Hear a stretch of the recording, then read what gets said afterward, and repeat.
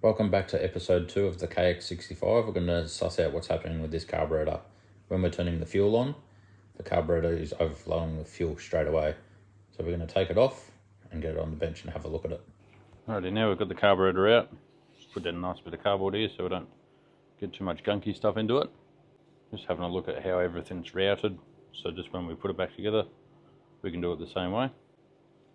So what's happening is when we're turning the fuel on, fuel's coming in here. Just coming straight out the overflow. So we'll be taking the bowl off, having a look at the needle, seat and float. So we'll get these screws off. Alright, so now we've got the 4 screws off in the brackets. I'm going to take our bowl off.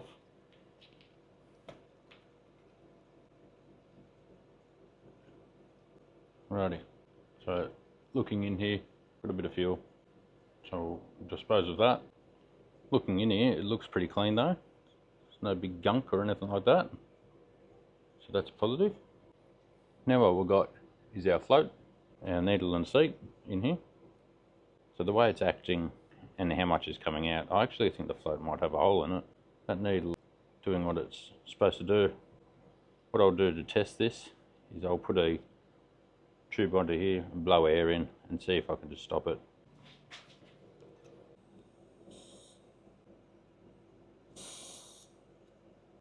Okay, so with doing that, I actually think the float will be working, but I am having to push up quite a bit. So I think it could be an adjustment or the actual needle is damaged. I'll get this float out.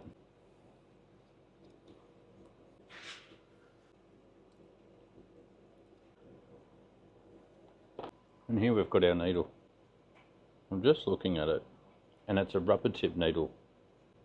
It does have a slight groove around it, so that could be letting fuel past. Also, the other thing I've noticed, you might be able to see just in there, just at the bottom, so our needle is going to go in there and seat up against there. So we've got some gunk in here, and what that's going to be doing is stopping our needle being able to be pushed up by the float and cut off the fuel supply. So I'm going to clean this out and retest it and see how we go. I actually think there's nothing wrong with this carburetor. I actually think it's just dirty there. I've given in here a blowout and a clean, and as you can see now, that's nice and clean in there for our needle to slide up and down in. So for argument's sake, I'm going to reassemble this and fit it back on the bike. So what we'll do now that we've got the needle and seat and flow back in there, so I'm just going to test it again. As you can hear, the fuel is getting cut off nicely, or the air that I'm blowing through. So I'm fairly confident we have fixed the issue with just having just some dirt above the needle. Wasn't allowing it to seat properly. So we'll pop the bowl back on now. Alrighty, so now we've got that reassembled. We'll go pop it back on the bike, turn the fuel on, and see how we've done. Alright, we've got the carburetor back in. I'm going to turn the fuel on. And guys,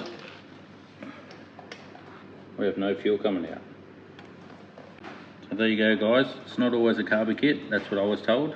I was told it needs a carby kit put in it. That's what poor maintenance on a motorbike can do. But this person thought it needed an overhaul of the carburetor, where it was just a bit of dirt in there.